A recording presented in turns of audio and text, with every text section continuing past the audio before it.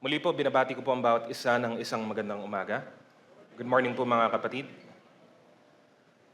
Ayun po, bago po tayo magpatuloy sa pakikinig ng salita ng Diyos para po sa umagang ito, ay muli po inaanyahan ko po ang bawat isa na tayo pong lahat ay muli pong manalangin. Aming dakilang Diyos, nagpapasalamat kami sa umagang ito. Nawa ang aming mga handog na mga pag-awit ay nakarating sa paanan ng inyong trono, Panginoon.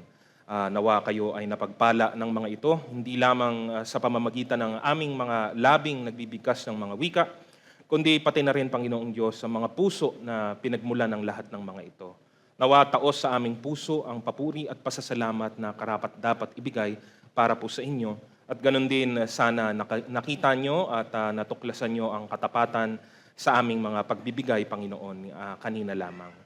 Ngayon naman, Panginoong Diyos, sa pamamagitan ng kapahayagan ng inyong salita, ay mangusap po kayo sa amin sa oras na ito at patuloy, Panginoong Diyos, na ipaunawa niyong mabuti ang lahat ng inyong kalooban at lahat ng mga aral na napakahalaga na amin pong malaman at masundan, Panginoon, bilang mga mananampalataya, bilang mga taong nagnanais na patuloy na kumilala at sumamba sa inyo.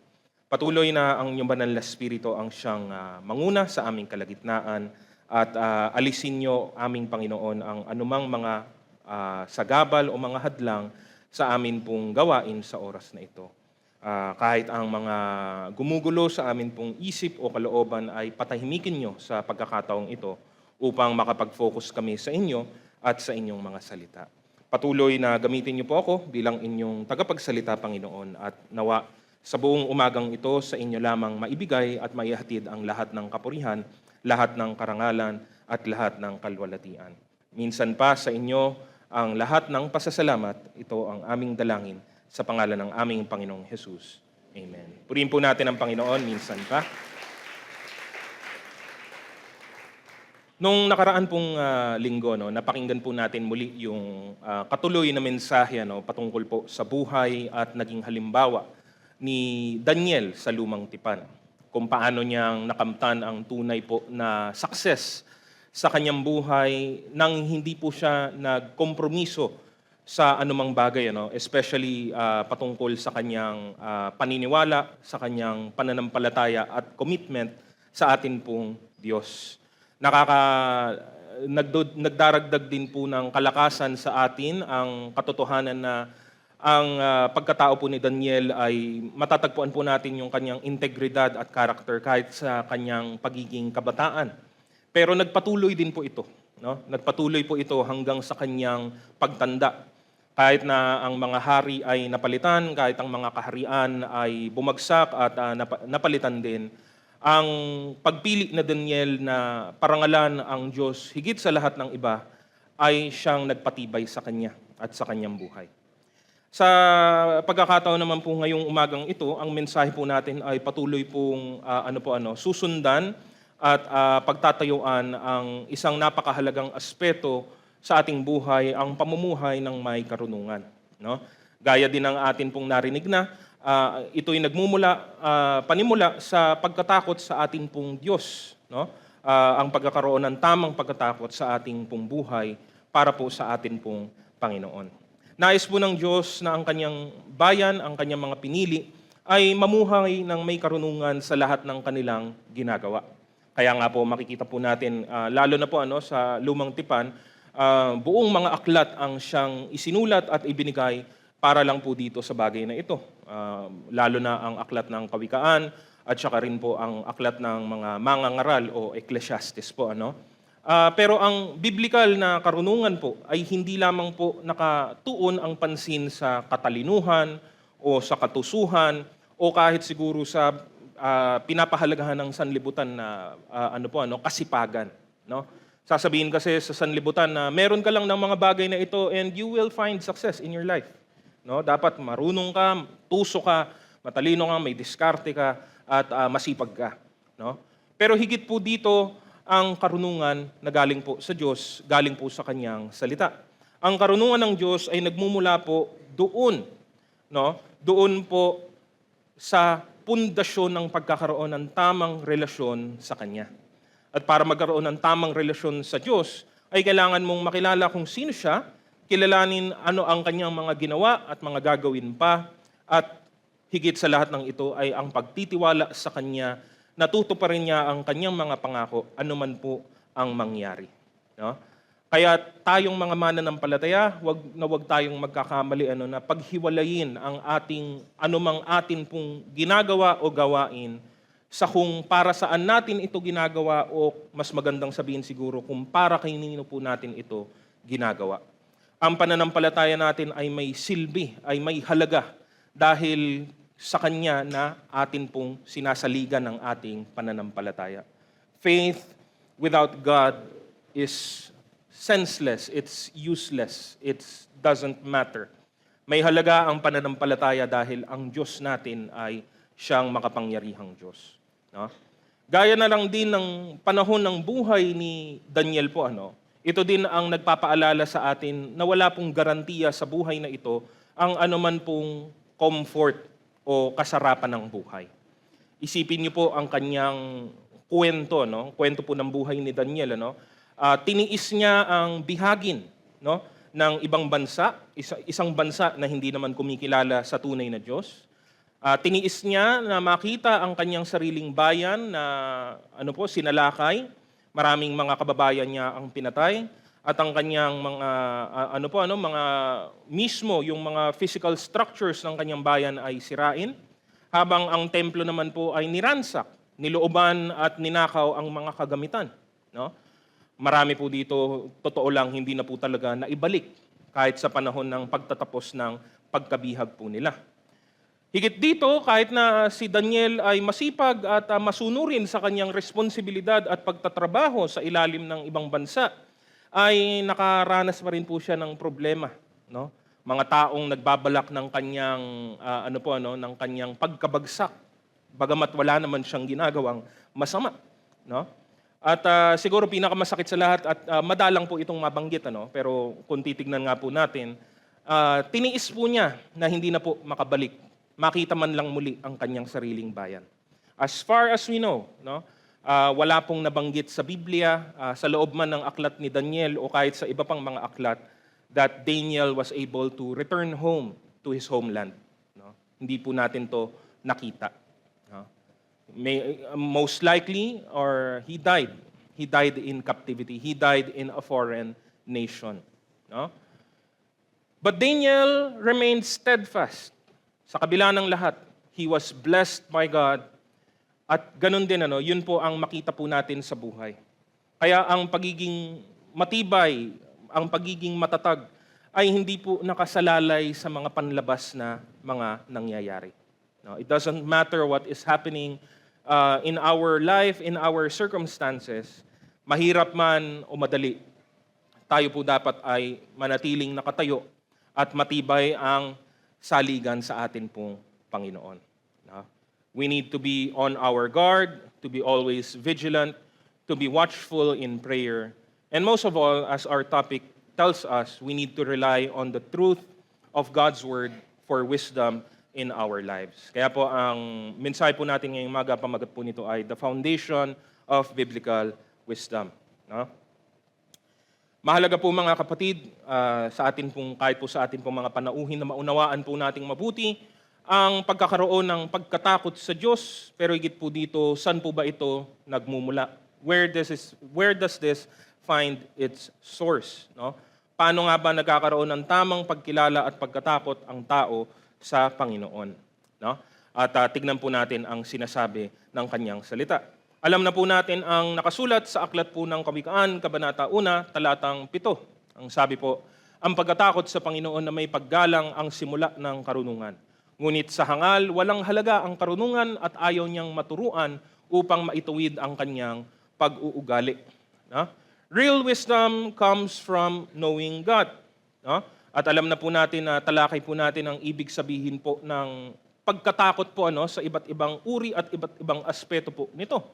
It can mean terror in a frightening situation, pangamba at pagkatakot na talagang na you are being frightened in whatever is happening. It can also mean respect, as a servant respects his master, Kailangan ng tamang paggalang at pagrespeto ng tao sa mas nakakahigit sa kanya. It can also mean reverence and awe in the presence of greatness. No? At ang pagkatakot po sa Diyos kung tutuusin ay para pong pinagsama-sama po ang lahat ng kombinasyon ng mga ibig sabihin po na ito. No? Dapat naman talaga natin, gaya ng tinuturo ng kanyang salita, kailangan po nating igalang, irespeto ang kapwa po natin, pero ang reverence, ang awe, and especially our worship ay reserved lamang po para po sa ating Panginoong makataas-taasan. No? Kahit ang mga anghel, no, na ginawa ng Diyos para po sa isang napaka-espesyal na layunin, kung tutuusin mas mataas kaysa sa ating mga tao, ay tinanggihan ang anumang uri ng pagsamba para po sa kanila. Isang halimbawa po ay yung nakasulat sa unang Pedro Kabanata 2, talatang 17. No? Ay, sorry po, hindi po yan yung verse, pero basahin ko po to. Igalang ninyo ang lahat ng tao at mahalin ang mga kapatid kay Kristo. Mamuhay kayo ng may takot sa Diyos at may paggalang sa emperador. Tapos yung tinutukoy ko pong verse ay nasa Aklat ng Pahayag 22:8 and 9. Ang sabi po dito, akong si Juan ang nakarinig at nakakita sa lahat ng ito, matapos kong marinig at makita ang lahat, ako'y nagpatira pa sa paanan ng anghel na nagpakita sa akin ng mga ito upang siya'y sambahin. Ngunit sinabi niya, huwag, ako may alipin ding tulad mo at tulad din ng iyong mga kapatid na propeta at ng lahat ng sumusunod sa mga salita sa aklat na ito. Ang Diyos ang sambahin mo. No? We can respect everybody else. We can fear many things, but reverence and worship is only for God alone. No? Sa Kanya lamang ang bagay na ito. No? Para magkaroon po tayo ng tamang pundasyon sa karunungang ito, kailangan nating kilalanin ng gusto kung sino ang Diyos. Paano ka magkakaroon ng pagkatakot sa Diyos kung hindi mo naman siya kilala? And for many of us, this is the truth. No? Wala tayong pakialam, wala tayong idea kasi sa mahabang panahon, sa dati nating buhay, hindi naman natin nakikilala talaga kung sino ang Panginoon. No? Sa pamamagitan ng kapahayagan ng kanyang salita, sa pamamagitan ng pagbabasa at pag-aaral po nito, masusulyapan po natin ang maraming bagay patungkol sa Diyos as the things He has revealed in His Word. Makikita natin ang kanyang nature, ang kanyang character, ang kanyang mga ginawa, at ang kanyang mga layunin ayon sa kapahayagan ng kanyang salita. So, ito ngayon po natin ang una nating punto. Number 1, God reveals who He is. No? Para makilala natin kung sino ang Diyos, wala na po tayong ibang tutunghayan kundi mismo ang kanyang sariling kapahayagan patungkol sa kanyang sarili at matatagpuan natin ito sa kanyang mga salita. Wisdom comes from the fear of the Lord, while the fear of the Lord comes through a right understanding of who He truly is. Hanggat hindi po natin nakikilala ng gusto kung sino ang Diyos, walang mangyayari sa atin pong ugnayan sa Kanya. Ito po ang pahayag sa Aklat ng Kawikaan, Kabanatang 9, talatang 10. Ang paggalang sa Panginoon ang pasimula ng karunungan at ang pagkilala sa banal na Diyos ay nagpapahiwatig ng pagkaunawa. No? Hindi po ito kahit kailan mahihiwalay po sa isa't isa. No? Without the knowledge of who God is, there will never be wisdom. There will never be true wisdom. Ilang mga bagay po ang akin pong babanggitin po, ukol po sa kung paano ipinahayag ng Diyos ang kanyang sarili. Tungayan po natin siguro yung mga mas matataas ang antas sa kanyang pagiging Diyos. Una sa lahat, letter A, He is eternal. Ang sabi po sa aklat po ng Awit 90, verse 2, bago nyo pa likhain ang mga bundok, ang mundo at ang sanlibutan, kayo'y nariyan na sapagkat kayo'y Diyos magpakailanman. No? And again, it is one of those things, God being eternal. No? It's almost the same as saying na God is infinite. No? Naintindihan po natin ito conceptually. Naintindihan po natin ang definition or ibig sabihin po nito ayon sa atin pong limitadong pagkakaunawa. We can say something is we can say that something is infinite, pero ang problema, at ito po yung problemang bahagi po tayong lahat, we can never truly grasp. Hindi po natin tunay na maarok kung ano ba ang kahulugan po ng bagay na ito. No? To understand the nature or to understand this nature of our God, mas madalas kinukumpara po natin ito sa mga bagay na madali po nating maunawaan. Lahat ng bagay, lahat ng nakikita po natin, ito mang atin pong daigdig, ang atin pong mundo, ang ating planeta, ang kahit po ang kalawakan, lahat ng ito ay may pasimula. No? Kaya't alam po natin, walang anumang bagay ay permanente sa buhay na ito, kahit ang atin pong mga sarili. Tayo man ay nagsimula sa sinapupunan, isinilang, isang araw, habang dumadaan ang mga araw ay lalaki, isang araw ay mamamatay. No? Pero ang tanong, saan nagmula ang lahat ng mga ito? Matagal na po itong tinatanong ng tao, matagal nang hinahanap ng tao ang kasagutan, pero mahigit 2,000 taon na pong nakalipas, binigay na po ang sagot. Problema, hindi ito maunawaan ng tao o siguro mas magandang sabihin, ayaw niyang tanggapin yung katotohanan pong ito. Alam po natin na sa pasimula, nilikha ng Diyos ang lahat ng bagay. May panahon kung saan lahat ng bagay ay wala. Hindi pa nagkakatotoo, hindi pa nangyayari, pero bago pa man mangyari ang mga bagay na ito, naroroon na po ang Diyos. Because God is eternal. The universe is not eternal. No? God is someone who transcends creation, transcends even time. No? Kahit ano pong ganda ng kahit ano pong ganda ng mga palabas o pelikula, no, nauuso po mga palabas at pelikula patungkol po sa mga kapangyarihan na kumokontrol sa panahon at oras. Kahit ano pong ganda ng paliwanag o pagsasalarawan, hindi po natin lubos mauunawaan ang konsepto. Alam natin, naiisip natin, nababanggit natin, pero pag sinabi natin na ang Diyos ay labas po siya sa oras. Because even time was created by God Himself. Because before anything, God is, God was, and God will forever be. Only God is truly eternal. Siya lang po ang magpawalang hanggan. Sinasabi ng salita niya, walang pasimula, walang katapusan. No? And not only in these physical things, physical matter. Sabi ko nga, kahit ang konsepto ng panahon at oras, bago pa man yun nilikha, nando na po ang Diyos. No? Ang mga kapangyarihan, ang mga espiritu, kahit ang mga anghel, kahit ang mga demonyo, and demonyo, mga anghel lang din po yun no? Na sumuway sa Diyos Sila man ay nilikha lang din ng Diyos. Hindi po nila kapantay ang Diyos. They are not eternal. Only God is eternal. No? Everything had its beginning with God. No? God was not created, but through God, everything else was created. Kaya't binabanggit ng salita niya ang mga salitang ito.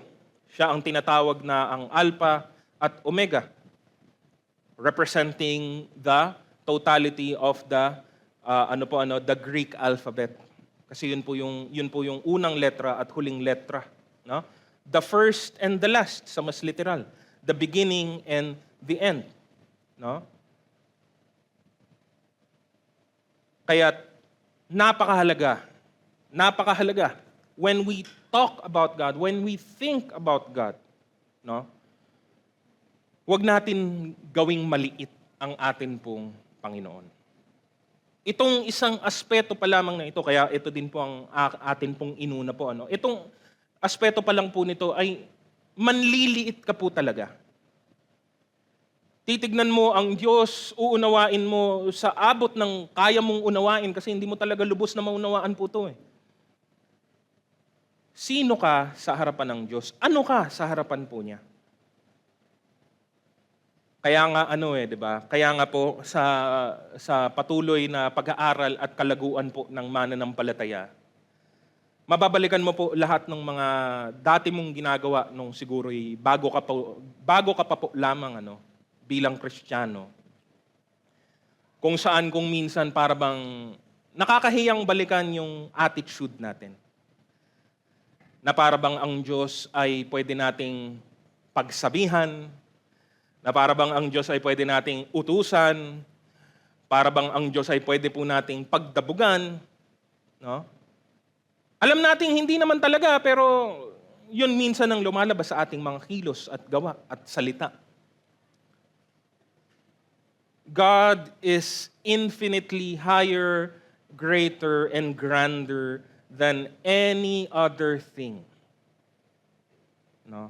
Kahit po ikumpara po natin sa ano pa mang ibang nilikha po ng atin pong Panginoon. No? Sabi po sa Isaiah chapter 40 verse 28, hindi nyo ba alam? Hindi nyo ba narinig? Ang Panginoon ang walang hanggang Diyos na lumikha hanggang sa dulo ng mundo. Hindi siya napapagod o nanghihina at walang nakakaarok ng kanyang pangunawa. No? Kasama po ng kanyang pagiging eternal, napakahalagang punto, ay ang kanya pong immutability o ang kanyang katangiang siya ay hindi po nababago o nagbabago kahit kailanman. No? God was and is and forever will be perfect in every way because He is an eternal God. No? Hindi po siya nagbabago o magbabago kahit kailan.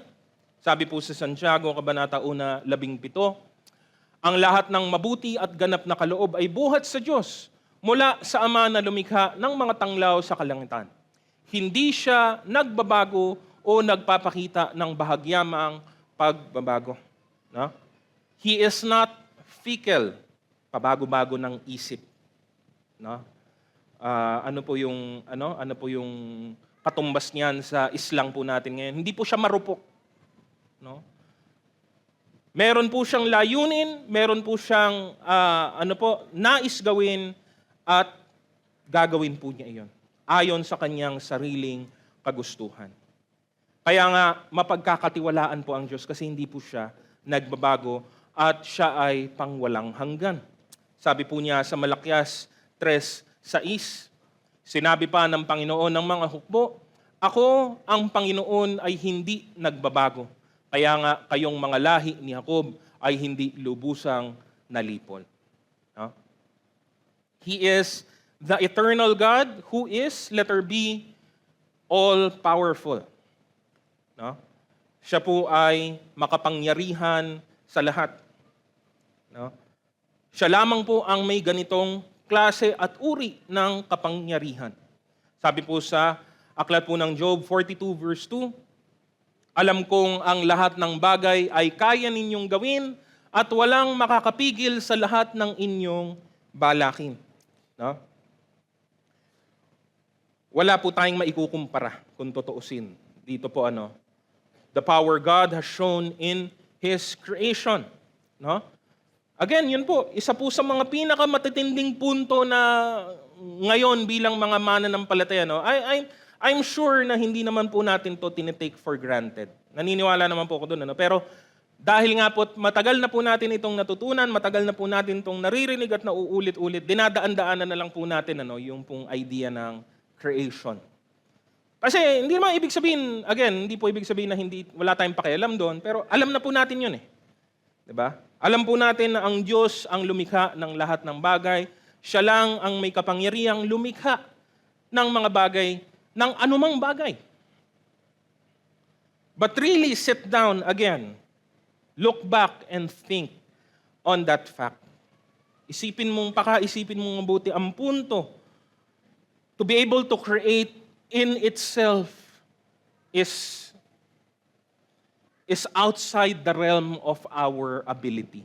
Tayo nga hindi po natin kahit kailan magagawa ang bagay na ito. Sabi po natin, the most that man can do is to transform. No?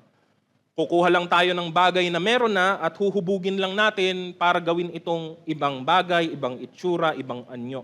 But it always has to come from something else. Meron ng bagay na nag-exist para gawin natin ang gusto nating gawin. Ganon ang kakayahan ng tao. Ang Diyos, wala po siyang pinagkuhanan.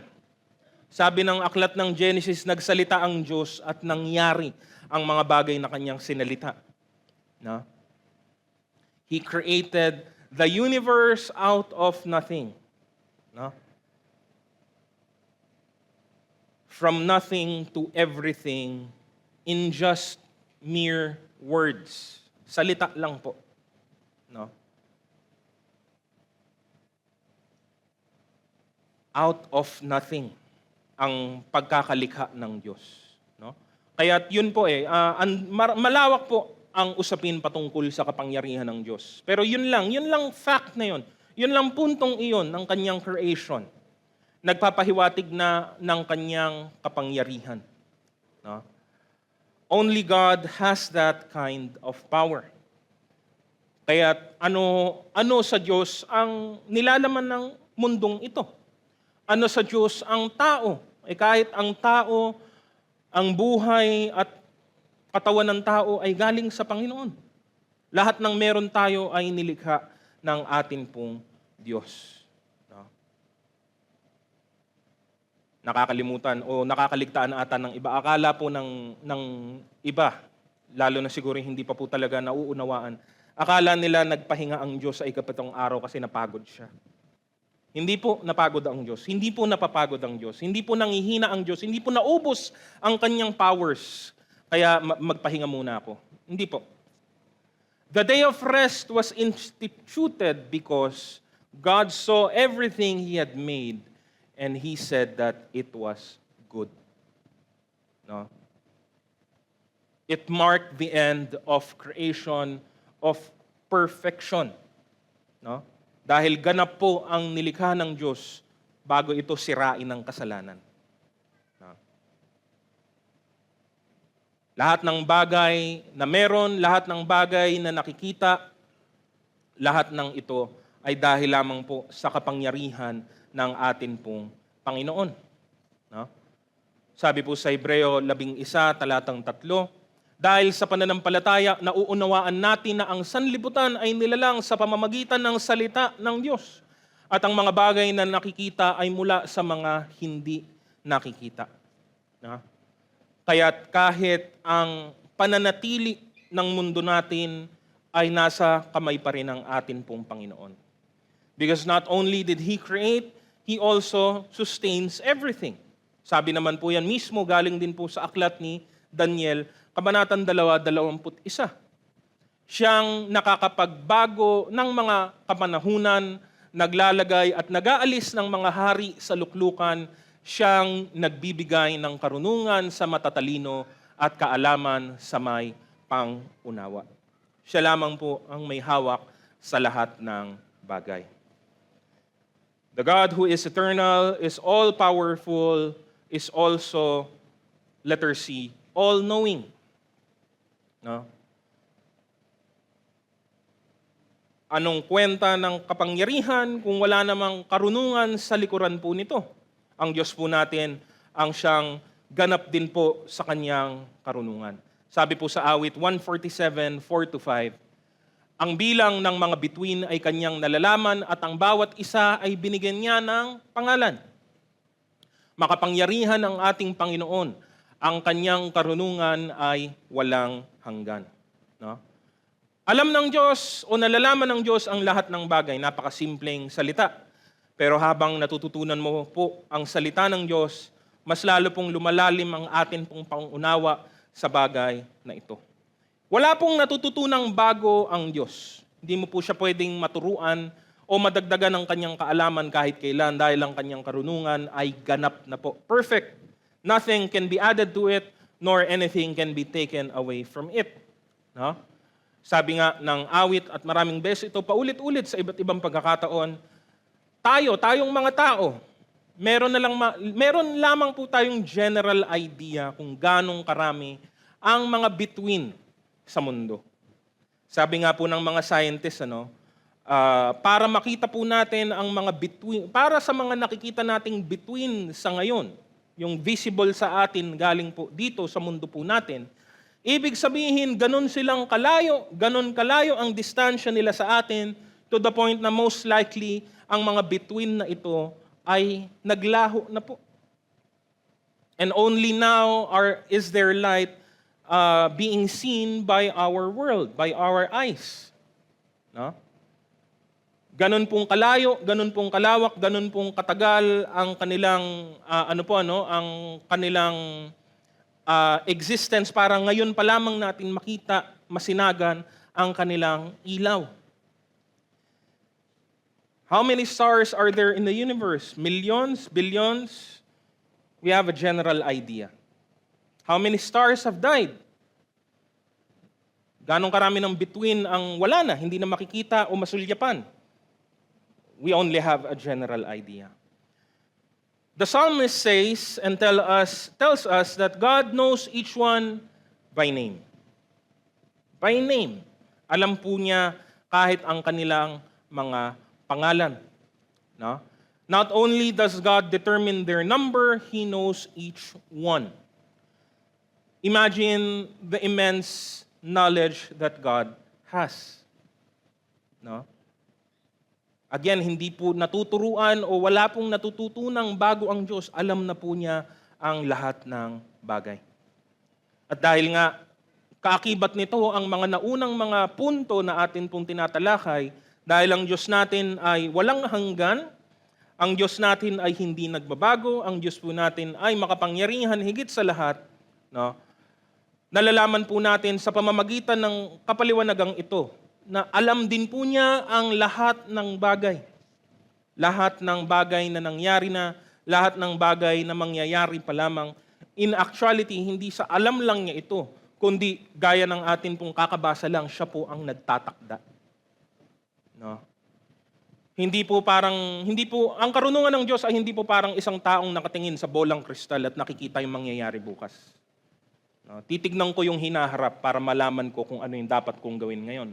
Hindi po ganun ang Diyos.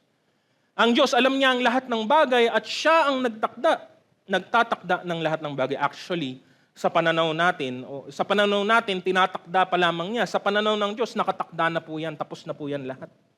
Because again, God is not affected or bound by time and space. Labas ang Diyos sa atin pong kaunawaang ganito. No? Sabi po sa Isaiah chapter 46, verse 9 to 10, alalahanin ninyo ang mga nakaraang pangyayari. Inyong kilalaning ako lamang ang Diyos at maliban sa akin ay wala ng iba. Sa simula pa'y itinakda ko na at aking inihayag kung ano ang magaganap. Sinabi kong tiyak na magaganap ang lahat ng balak ko at gagawin ko ang lahat ng gusto kong gawin.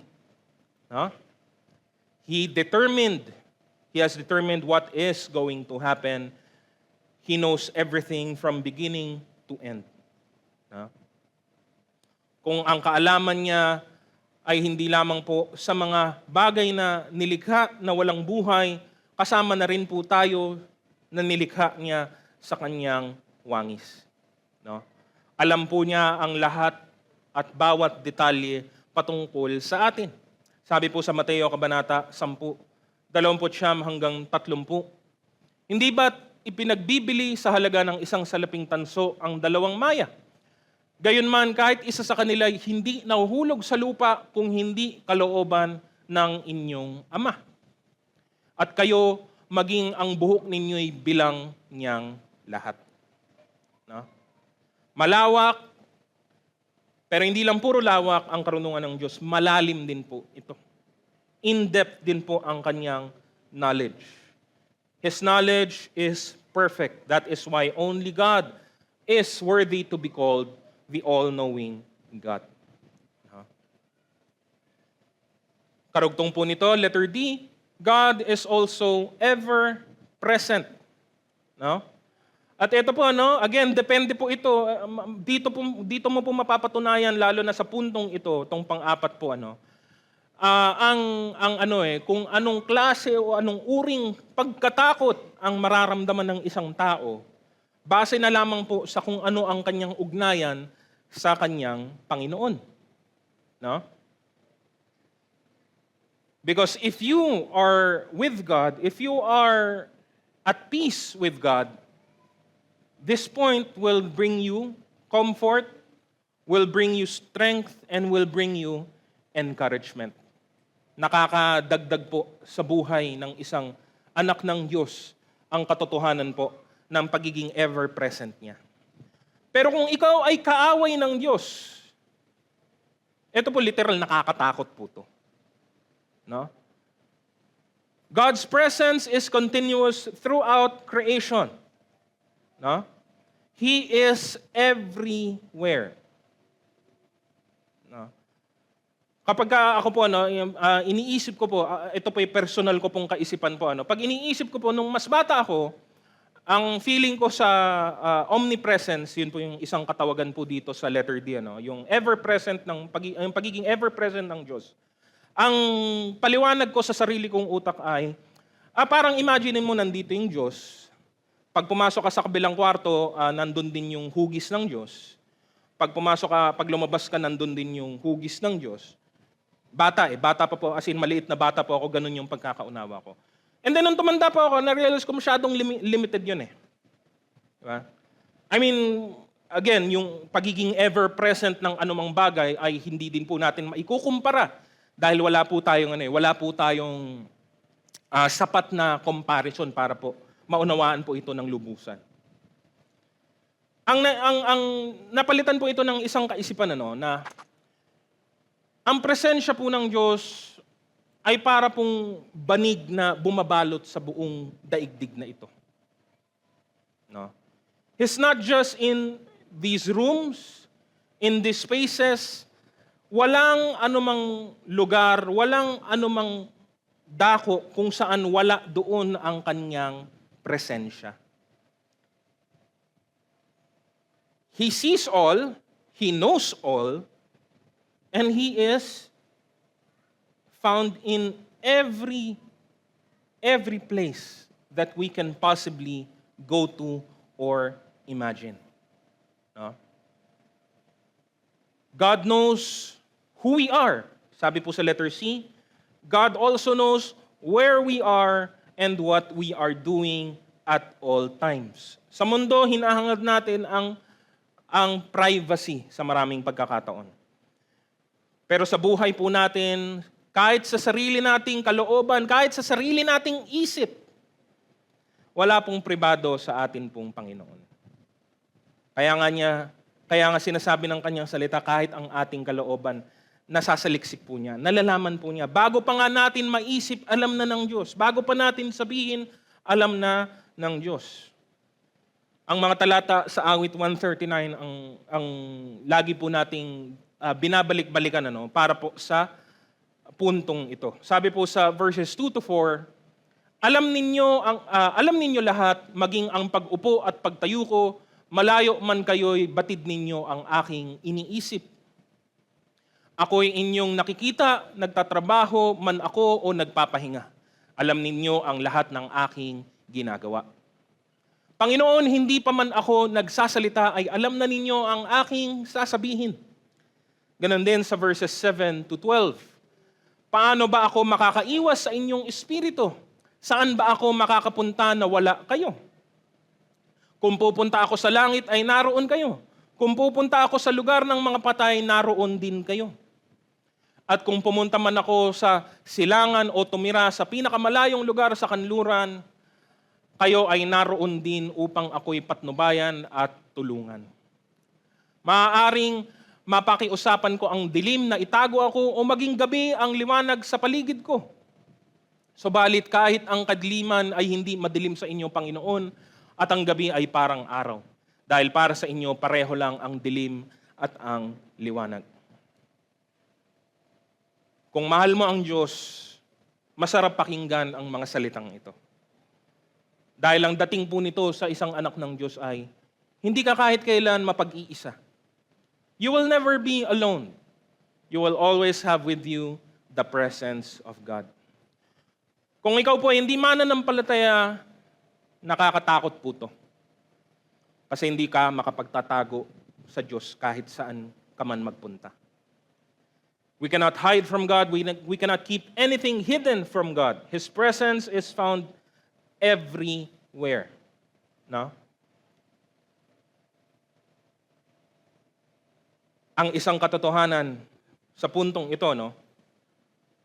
Bagamat ang kanyang presensya ay nasa lahat ng dako, nakadepende pa rin ito sa kanya kung nais niyang ipadama ang kanyang presensya. No? Kasi alam niyo po kung ano ang mas nakakatakot.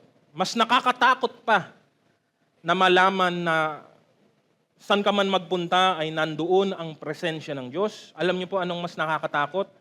Mas nakakatakot po ay yung subukan mong hanapin ang Diyos pero hindi mo siya matagpuan. Kasi ikaw ang siyang nilalayuan ng Panginoon. Sabi po sa Kawikaan 15:29, malayo ang Panginoon sa masasama, ngunit malapit siya sa matutuwid at pinapakinggan niya ang kanilang dalangin. Yan mas nakakatakot. Hinahanap mo ang Diyos, hindi mo siya makita. Even though omnipresent ang Diyos, alam mong nandyan ang presensya ng Diyos, hindi mo siya matagpuan. No? Itong mga bagay na ito, ang siyang bumubuo ng konsepto ng pagkilala natin sa Panginoon. Ang dulo po nito ay letter E. He is sovereign over all. At ito po ang isa sa mga pinakamahalaga. No? Sabi po sa awit 89 verse 11, sa inyo ang langit at lupa, ang mundo at ang lahat ng narito ay inyong nilikha. No? If God is the all-powerful, all-knowing, ever-present, giver of life, to whom we owe our very existence, pinapahiwatig lang ng lahat ng ito that God remains sovereign over all creation. Ibig lamang pong sabihin, sa pinakamababaw, sovereignty means ang pamamahala at pagmamayari ay nasa kamay ng Diyos. Ito po ang isa sa pinakamahalagang punto na pinapahayag ng kanyang salita. Kasama tayo, kasama ang lahat ng buhay natin, lahat ng nangyayari sa mundong ito, even our continued existence is by His sovereignty. Sabi po sa Colossus, Kabanata 1, 16 hanggang 17, sapagkat sa mamamagitan niya at para sa Kanya, nilikha ang lahat ng nasa langit at nasa lupa, ang nakikita pati rin ang di nakikita. Katulad ng mga espiritong nagahari at namamahala, mga espiritong namumuno at may kapangyarihan. Bago pa man likhain ang anumang bagay, naroon na si Kristo. At sa pamamagitan niya, ang lahat ay nananatiling nasa kaayusan. No? It is only through the sustenance of God by which we are able to continue our lives. God is sovereign over all because He created us. God is sovereign over all because He owns everything. Wala po tayong pagmamayari sa atin pong sarili. No? He is creator over all and He also serves as ruler over all.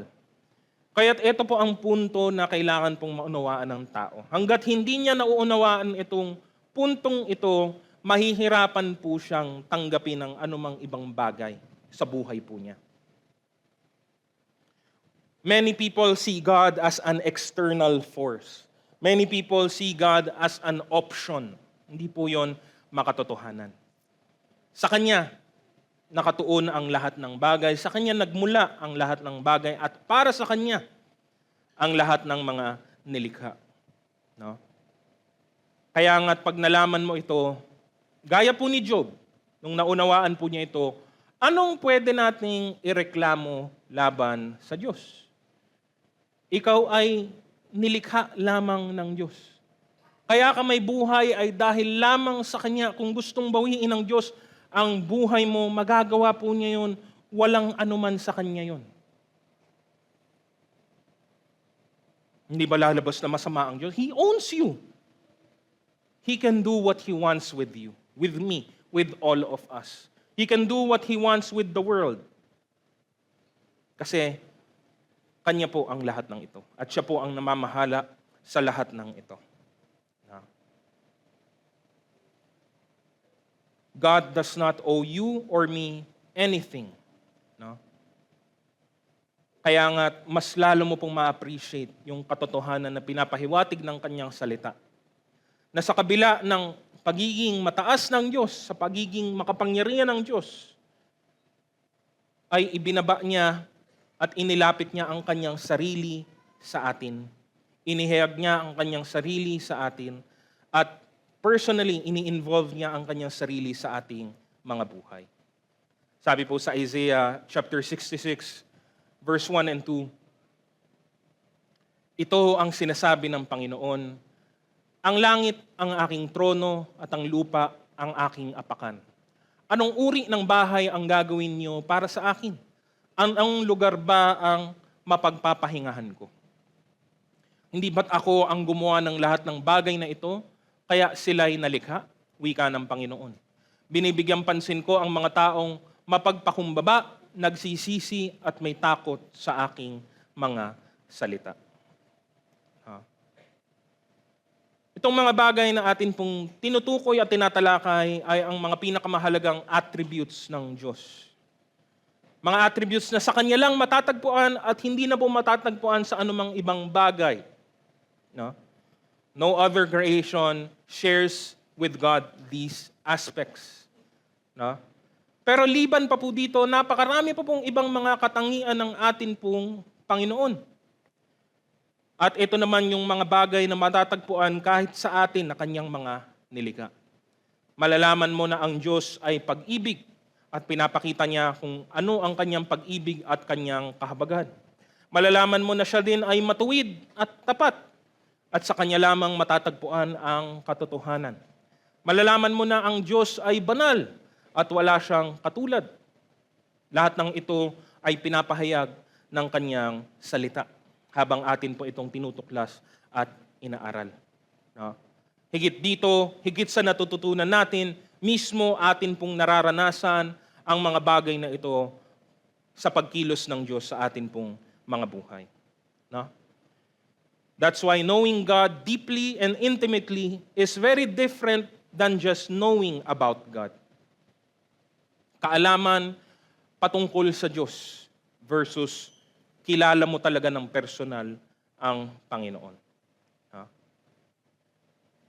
Sabi po sa Santiago, Kabanatang 2, talatang 11, tandaan niyo po ang napakatinding babala dito po sa talatang ito. Sumasampalataya ka na ang Diyos ay iisa, hindi ba? Mabuti iyan. Ang mga demonyo man ay sumasampalataya rin at nanginginig pa. Doesn't matter if you know about God. Even demons know about God. Even demons fear God. And yet they are set in their ways of rebellion. No? Yun nga po yung matagal na pong biro, hindi po ba? Na matututunan po ng mga Kristiyano. Daig pa ng demonyo ang ibang mga tao. At least yung demonyo naniniwalang may Diyos. Yung tao, sapilitan talagang itatanggi niya ang patungkol sa Diyos at ang pagkakaroon ng Diyos. Demonyo na po to, no? Walang pag-asa po to. Kaparusahan lamang po ang uuwian ng mga ng mga nilalang na ito. Ngunit sila kumikilala sa Diyos. Iba po ang may kaalaman patungkol sa Diyos, iba po ang kilala mo talaga ng personal ang Panginoon.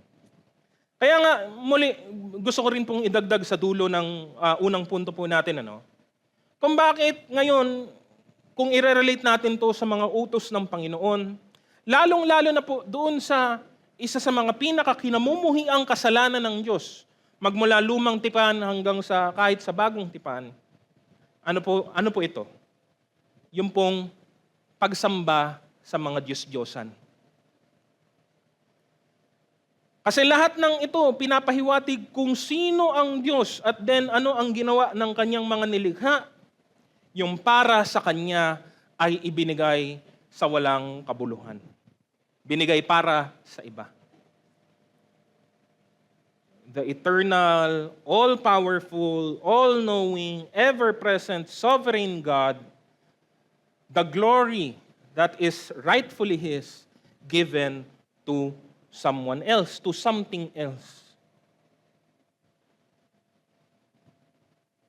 Tayo nga naiinis, nagagalit pagka nami-misattribute ang mga bagay-bagay sa paligid natin. Ano pa ang nararamdaman ng Diyos? Ano pa ang kalooban ng Diyos ngayong nauunawaan natin ang kanyang mga katangiang ito? No? Napakahalaga matutunan ang mga bagay na ito dahil dito po mag-uugat, dito po magsisimula ang tamang pundasyon sa karunungan na kailangan po natin. Ang tamang pagtingin at tamang pagkilala sa Diyos ang basehan po ng karunungang ito. Karugtong po nito, tungayan po natin yung number 2, God reveals also who we are. Sino naman tayo bilang mga tao. Mahalagang maunawaan natin kung sino ang Diyos, mahalaga din namang magkaroon tayo ng makatotohanang pagtanaw sa ating mga sarili. No? Ang tao, marami na pong nasabi at nagawa at naimbento sa kanyang pagpapaliwanag, sa kanyang pagsasaliksik patungkol sa kanyang sarili. Pero pinakamaganda ay malaman natin ano ang sinasabi galing po sa salita ng Diyos. Sabi nga po sa awit 8:3-5, kapag ako'y tumitingala sa langit na inyong nilikha at aking pinagmamasdan ang buwan at mga bituin sa kanilang kinalalagyan, ako'y napapatanong, ano ba ang tao upang inyong alalahanin? Sino nga ba siya upang inyong kalingain? Ginawa ninyong mas mababa kaysa sa mga anghel ang kanyang kalagayan. Ngunit kinorohanan niyo siya ng kalwalatian at karangalan. No? At ilang mga bagay din po ang atin pong malalaman. Ukol po dito, letter A, we are mortals who are finite. No? Kabaliktaran lang po ng infinite. Infinite, walang hanggan. Finite ay may katapusan. Sabi po sa Isaiah 40 verse 6-8, magpahayag ka, ang sabi ng tinig. Ano ang ipahahayag ko? Tanong ko. Sumagot siya, ipahayag mong ang lahat ng tao ay tulad ng damo. Ang kanyang buhay ay tulad lamang ng bulaklak sa parang. Natutuyo ang damo, kumukupas ang mga bulaklak kapag sila'y mahipan ng hangin mula kay Yahweh.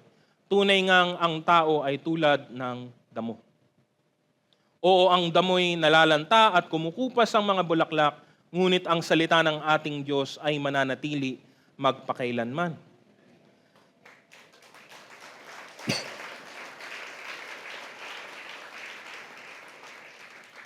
Kumpara sa Diyos na walang hanggan, walang simula at walang katapusan, makapangyarihan, higit sa lahat, wala pong maipagmamalaki ang mga tao. Patungkol sa kanyang buhay, patungkol sa kanyang mga ginagawa, patungkol sa kanyang mga aksyon. Isinilang ka sa mundo, isang araw, mamamatay ka. Yan ang katotohanan ng alam po nating lahat. Hindi mo ito matatakasan, hindi mo ito, siguro madedelay mo to. Sa pilitan, pwede mong patagalin ang buhay mo. Pero kahit yun man ay biyaya lamang ng Diyos. Siyang may kapangyarihang magpahaba o magpaikli ng tinatagal natin dito sa mundo. No? There is nothing permanent here on this earth. No? Ang mga gawa ng ating mga kamay ay maaaring pinagmamalaki natin sa kasalukuyan, pero kahit man ay isang araw lilipas din ang lahat ng mga ito. Lahat ng meron tayo, lahat ng ginawa natin, kahit ang alaala ng mundo patungkol sa atin ay isang araw mawawalan po ng kabuluhan. Kaya't anong pwede po nating ipagmalaki? Ano pong pwede nating ipagmayabang? Anong pwede nating i-demand galing po sa Diyos? Sinasabi ng kanyang salita, no? Sabi ng Diyos na ang mundo ay kanyang patungan lang ng paa. Sabi po sa Isaiah 66 verse 1, ito ang sabi ni Yahweh, ang aking trono ay ang kalangitan at ang daigdig ang aking tuntungan. Anong klaseng bahay ang gagawin mo para sa akin? Anong klaseng lugar ang aking titirhan? No? Maikli lamang ang buhay natin, sabi ng salita, parang damo. Sa ibang salita naman, parang bula o parang aso or usok. No? Makikita mo ngayon, mamaya lamang ay wala na. No? Malayong malayo sa atin pong Panginoon. No? Higit pa po dito, no? Limitado na nga lang tayo at may buhay na nga lang tayo na mamamatay din. Letter B, we are also sinners hopelessly lost. Mga makasalanang wala pong pag-asa. Sabi po sa Efeso, Kabanata 2, 1-3, doong unay patay kayo dahil sa inyong mga pagsuway at mga kasalanan. Sinusunod ninyo noon ang masamang takbo ng mundong ito at napailalim kayo sa prinsipe ng kasamaan, ang espiritong nagahari sa mga taong ayaw pasakop sa Diyos. Ang totoo, tayong lahat ay dati ring namumuhay ayon sa ating laman at sumusunod sa masamang hilig ng katawan at pag-iisip. Kaya't sa ating likas na kalagayan, kabilang tayo sa mga taong kinapopuotan ng Diyos. Yung Diyos na makapangyarihan sa lahat, napopuot sa atin dahil sa ating pagsuway at mga pagsalansang laban sa Kanya. The Bible tells us that the man in his natural state after the fall is sinful. Lahat tayo ay anak ng pagsuway, and we all live in rebellion against God. Lahat ay nagkasala, walang matuwid, at wala din pong makakatakas sa katotohanan pong ito. Why we are hopelessly lost is because subukan man natin, pag sumikapan man po nating bumalik sa tamang kaayusan, sa tamang landas, hindi po natin alam kung paano. Malaman man po natin, hindi po din po natin kayang gawin ito. We do not have the ability to do so. Egit sa lahat, dahil sa atin pong pagsuway laban sa Diyos, wala din namang nagnanasang manumbalik sa Kanya. Kaya't sa ating likas na kalagayan, lahat tayo ay destinong kaparusahan. Na kawawa po tayo sa ating likas na kalagayan. Wala tayong pag-asa, wala tayong mahihingan ng tulong, at kahit mismo sarili natin, hindi din natin matulungan. No? Sa bagay na ito, makikita po natin ang ibang mga katangian ng Diyos na umiiral. Ang Kanyang kabutihan. Bakit po? Bakit po dito natin babanggitin yung kabutihan ng Diyos? Kasi kung ang Diyos ay tunay na mabuti, hindi niya po kasi pwedeng tiisin ang kasamaan. Yun po kasi ang ibig pong sabihin nun. If a being is truly good, he will not tolerate any evil in his sight. Hindi po niya ito papayagan, hindi niya po ito hahayaan lamang. We see in action His righteousness, His justice, and His holiness. At ito yung mga dahilan mismo kung bakit tayo ay hindi makakatakas at hindi natin may kakaila ang mga consequences ng ating kasalanan laban sa Kanya. No? Pero hindi po dyan nagtatapos. Letter C, we are redeemed by Jesus and adopted as children. No? Sabi naman po sa Tito, Kabanatang 3, 4-7, ngunit nang mahayag sa atin ang kabutihan at pag-ibig ng Diyos na ating tagapagligtas, iniligtas niya tayo hindi dahil sa ating mabubuting gawa, kundi dahil sa Kanyang habag sa atin. Tayo'y ipinanganak na muli sa pamamagitan ng tubig at tayo rin ay binago ng Espiritu Santo. Masaganang ipinagkaloob ng Diyos sa atin ang Espiritu Santo sa pamamagitan ng ating tagapagligtas na si Hesukristo, upang tayo'y gawing matuwid sa pamamagitan ng Kanyang kagandahang loob at tayo'y maging tagapagmana ayon sa ipinangakong buhay na walang hanggan. Sa malungkot at kalunos-lunos na kalagayan po natin, ang isang makapangyarihan at walang hanggang na Diyos ay nagpasya na iligtas po tayo. Siya ang siyang umabot sa atin sa pamamagitan ng pagpapadala ng kanyang anak, walang iba kundi ang ating Panginoong Jesus. No? Sa pamamagitan ay nabigyan tayo, sa pamamagitan ni Kristo ng panibagong buhay, ang pagkakaroon ng panibagong kapanganakan sa Espiritu, kaya tayong mga kaaway ng Diyos kanina lamang ay maaari ng tawaging kanyang mga anak at bahagi na ng kanyang pamilya. Tayo ay pinaging matuwid, tayo ay pinagiging banal, at isang araw ay gagawin ding ganap kasama niya. No? Sa pamamagitan nito, naranasan po natin kung ano ba ang tunay na, ano ba ang ibig sabihin ng pagkakaroon ng tunay na tamang relasyon sa Diyos. Naunawaan natin kung ano ang tunay na ibig sabihin ng pag-ibig. At nadama natin ang tunay na karanasan ng kapayapaan at kagalakan. Sa Diyos, meron tayong pag-asang hindi nauubos, isang mana na hindi po nasisira. Sa mundo, lahat ng bagay ay may katapusan, kahit ang buhay natin ay may katapusan.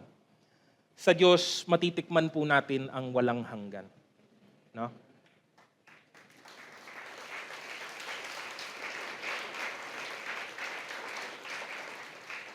Lahat ng ito ay naging posible dahil lamang po sa kanyang kagandahang loob sa pamamagitan ng pananampalataya kay Kristo. Sabi nga po sa Efeso 2:8, sapagkat dahil sa kagandahang loob ng Diyos, kayo ay naligtas sa pamamagitan ng pananampalataya. At ang kaligtasang ito'y kaloob ng Diyos at hindi sa pamamagitan ng inyong sarili. Sa pamamagitan ni Kristo, inihayag ng Diyos ang napakarami pang mga katangian po niya. Ang kanyang kagandahang loob, ang kanyang habag, at higit sa lahat, ang puno nito, ang kanya pong pag-ibig. No? Nakilala natin ang mga katangiang ito dahil lamang po sa kanya. No? At ngayon, ano ngayon ang atin pong kalagayan? Letter D, we are mere servants and stewards. Para sa kanila na tumanggap ng kaligtasan, para sa kanila na mga naligtas na, silang mga nakalapit sa Diyos at tinubos ni Kristo, nabago na po ang atin pong katayuan sa harapan ng Diyos. No? Tayo ay binago ng Diyos, pero ang Diyos hindi po nagbabago. Siya pa rin ang Diyos na magpakailanman, Diyos na makapangyarihan, higit sa lahat, iisang Diyos sa habang panahon. Wala pa rin po tayong pwedeng ipagmalaki. Kahit sa lahat ng ating natanggap na, lahat naman ng ito ay galing din naman sa Panginoon. Wala tayong pinagtrabahuhan. We did not do anything to gain or to earn any of these things. No? Wala tayong maipagmamalaki at ipagmamayabang sa harapan ng Diyos. Diba? Paalala ito doon sa mga nakakalimot o siguro nalilito sa kanilang buhay. Wala pong utang na loob ang Diyos sa iyo. Walang utang na loob ang Diyos sa akin. Naglilingkod ka, binigay mong buhay mo para sa Kanya, kaya ka lang naman may buhay na may bibigay kasi binigyan ka ng buhay ng Diyos. So anong pinagmamalaki mo? Anong isinusumbat natin laban sa Kanya? Ako, tagal-tagal ko nang naglilingkod. Ako, ilang taon na ako. Ako, ang dami ko nang nagawa. So what? So what? Sino ka sa harapan ng Diyos? Yan man ay biyaya lang din galing po sa Kanya. No?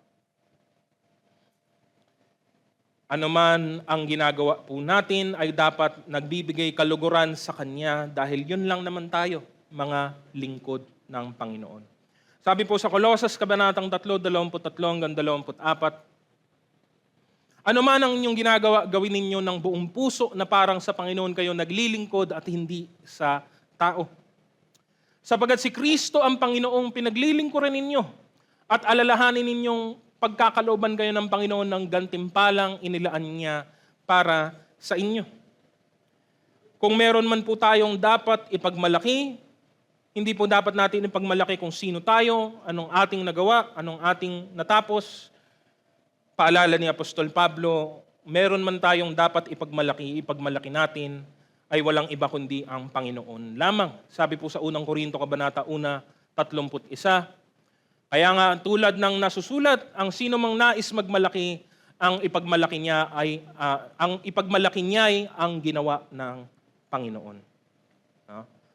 Sa lahat ng ating sasabihin at gagawin, siya lamang dapat ang siyang purihin. Sabi po sa Juan 3:30, kinakailangan siya ang maging dakila at ako na may maging mababa.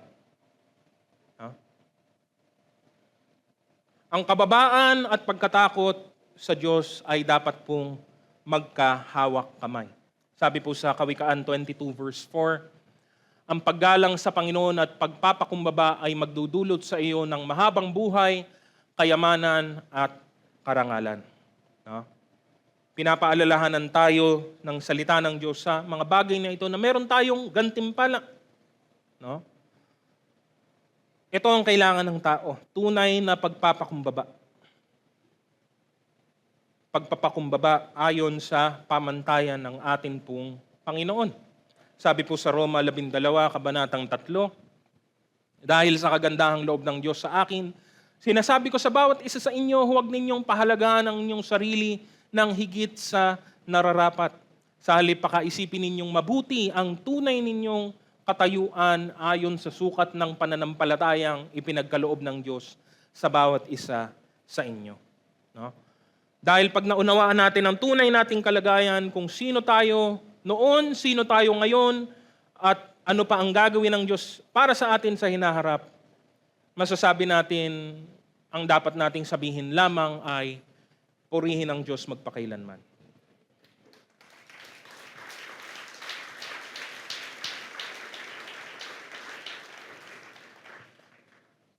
Kaya't pag pinagsama po ang dalawang bagay na ito, dalawang kalahating ito, naunawaan mo at nalalaman mo kung sino ang Diyos, ang iyong kinikilala at ang iyong sinasamba, nalalaman mo rin kung sino ka sa kanyang harapan. Ang karunungan ng Diyos ay makakamtan mo. Itong mga katotohanan ito ang siyang gagabay sa lahat ng iyong iisipin, sasabihin, at gagawin. Sa ating pong pagtatapos, ang pagkilala sa Diyos at ang pag-unawa ng ating pong tunay na katayuan sa kanyang harapan ay ang mga hakbang patungo sa tamang pagkakatakot sa ating pong Panginoon, na siya namang magbibigay sa atin ng tunay na karunungan. No? Kaya tayo po, patuloy po nating unawaing mabuti ang mga bagay na ito. Patuloy nating laliman pa ang atin pong pagtanaw, pagtingin at pag-unawa sa mga katangian ng Diyos sa kanyang salita. Again, napakalawak, napakalalim ng maaari nating malaman patungkol sa Diyos. Marami po dyan, hindi na po natin maaarok talaga.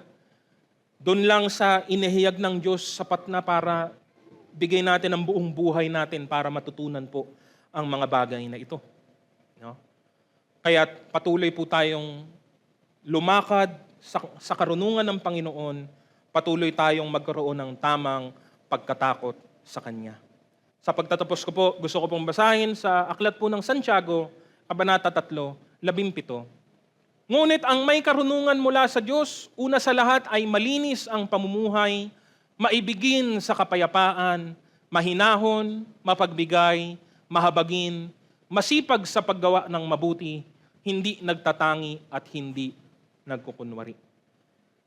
Nawa tayo pong lahat ay napaalalahanan at napalakas ng mensaheng ito. Ibalik po natin sa Diyos ang pinakamataas na papuri.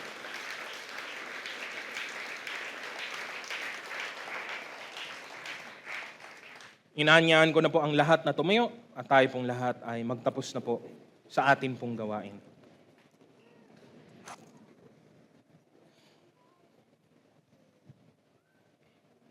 Tayo po ay manalangin. Aming Panginoong Diyos, maraming salamat muli sa kapahayagan at kaliwanagan ng inyong mga salita. Nawa ang mga aral na ito ay nagdulot ng karagdagan sa amin pong kaunawaan, sa amin pong mga buhay, at pagbabago, Panginoong Diyos, ang dapat maging dulot nito sa lahat ng aspeto ng amin pong mga gawain. Inaaral namin to hindi lamang para madagdagan ang aming kaalaman, kundi para magkaroon ng tamang kaunawaan, mapabisa ang tamang ugnayan at tamang relasyon namin sa inyo, Panginoon. Nawa hindi lamang ito maging mga salita sa pahina ng libro o pahina ng amin pong mga sinusulatan, kundi maiukit ang mga katotohanan ito sa aming mga puso at kalooban. Mamuhay kami ng may tunay na pagkakilala sa inyo, ng may tunay na pagkatakot sa inyo, at maranasan namin ang tunay din na karunungan na sa inyo lamang nagmumula. Kailangan na kailangan namin ito, Panginoon, lalo na sa panahong ngayong napakasama at napakatindi ng pandaraya at pagsisinungaling sa aming kapaligiran. Maging matibay kami sa aming pong pananampalataya, maging matibay ang aming saligan sa inyong katotohanan. Patnubayan niyo kami sa lahat ng oras, O Diyos, at matagpuan mo kaming tapat na naglilingkod sa inyo, nasan man kami naroroon. At ngayon, sa pagtatapos ng amin pong gawain, sa inyo namin ibinabalik at ibinibigay ang pinakamataas na papuri, ang lahat ng aming pasasalamat at ang lahat ng kalwalatian na karapat-dapat sa inyong pangalan. Salamat, O Diyos, at sa inyo ang pinakamataas na papuri. Tanggapin po natin ang bendisyon. Pagkatapos ninyong magtiis ng maikling panahon, ang Diyos na bukal ng lahat ng pagpapala ang siyang magbibigay sa inyo ng kaganapan, katatagan at isang saligang matibay at di matitinag. Siya rin ang humirang sa inyo upang makihati kayo sa kanyang walang hanggang kalwalatian kasama ni Kristo. Sa kanya ang kapangyarihan magpakailanman. Ang lahat ng pinagpala sa umagang ito ay magsabi ng Amen. Purihin po natin ang Panginoon at magbatian po tayo sa bawat isa.